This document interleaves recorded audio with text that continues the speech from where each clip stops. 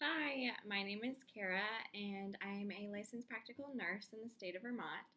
I currently work for BART Programs of Vermont, which is the Medication Assisted Treatment Facility. Throughout my time there, I've noticed that the needs of the population aren't entirely being met.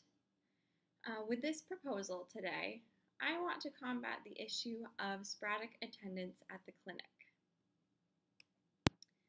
On the agenda, I'm going to discuss why we need an improvement in attendance to the clinic and what are the barriers to this. I will discuss the sporadic attendance itself, the lack of transportation for the patients, and the overlap of workplace hours with the clinic hours. I will then go over the project description, which is to create a mobile clinic, and discuss the budget.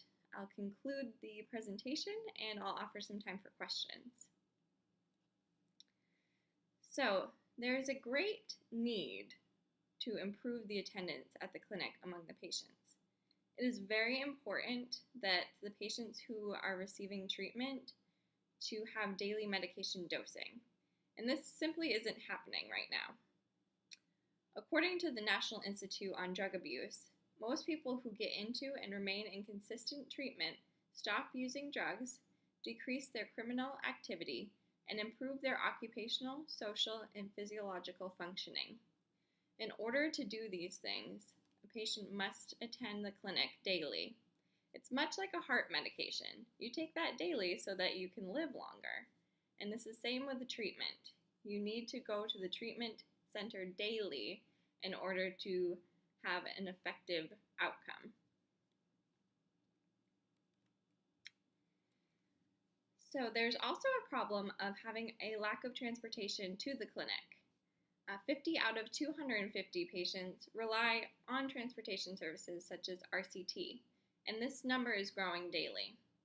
Not to mention, we live in a very rural area, so it's not feasible for us to have patients simply walk to the clinic because some people travel about an hour and a half to get to this clinic.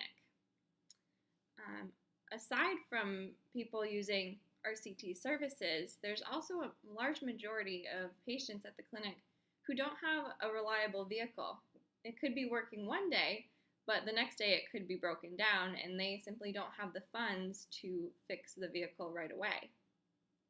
To quote Kelly Lemieux, a local nurse practitioner, transportation is a huge issue in this area. So this is one problem that really needs to be solved in order to fix the problem of sporadic attendance. Next, we have overlapping workplace hours. So a lot of the patients have jobs. They're employed at various locations, some very far away from this clinic. They have to travel hours to get to the job, and making it to the clinic in time for opening or closing simply isn't feasible.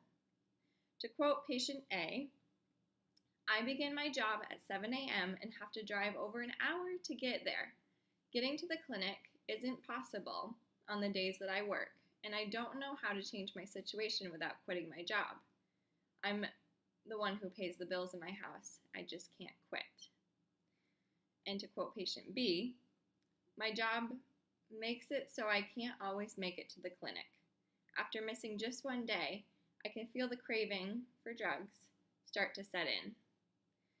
So from these quotes, you can see that arriving to the clinic isn't always an option for these patients, but it can really impact their treatment outcomes. So my project, what is it? It's the creation of a mobile methadone clinic. It would be set up in a van, just like seen on the screen, and it would operate with the IVEC DigiSpense 1000, as also seen on the screen to the right. So how does it work? It travels to the residence of the patient who is unable to attend the clinic for any reason, whether it be due to a medical reason, such as if they're very sick, or even if there's just a lack of transportation. It would administer medication much like the stationary clinic would, and the hours would be from 3 p.m. to 11 p.m. to accommodate all of the people who can't make it to the clinic at the hours of 5:30 a.m. to 12:30 p.m., which are our traditional hours of operation. We could also potentially connect patients with needed resources. Since we would be going to the residences of the patients, we could see how their living situation really is. For example, if there is a patient with children and we saw that they weren't really meeting their nutritional requirements, we could set them up with a program, much like WIC in Vermont, that could help them to meet their nutritional goals and actually supplement them with groceries.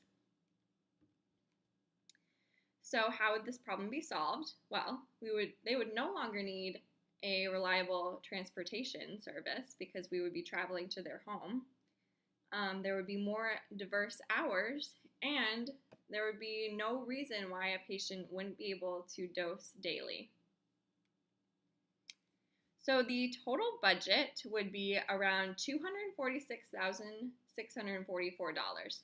This would include the entire amount of supplies that we would need to do this project. So for example, it would cover the IVEC DigiSpense 1000, which is the methadone dispenser that we would need.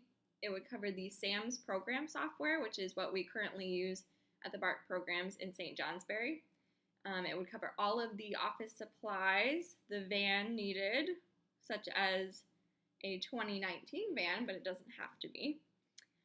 And it would also cover the salaries for 2 extra nurses, which we would need, and 2 extra security officers, which we would also need. In conclusion, this increased attendance to the clinic would lead to better treatment outcomes, and therefore it would better the lives of the patients in the clinic.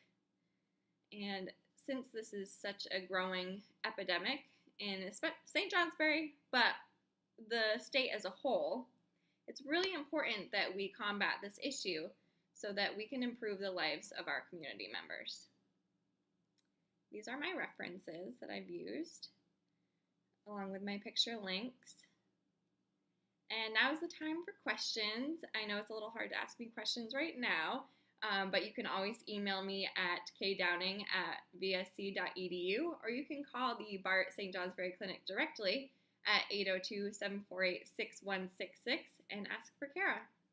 So thank you for taking the time to listen to this presentation.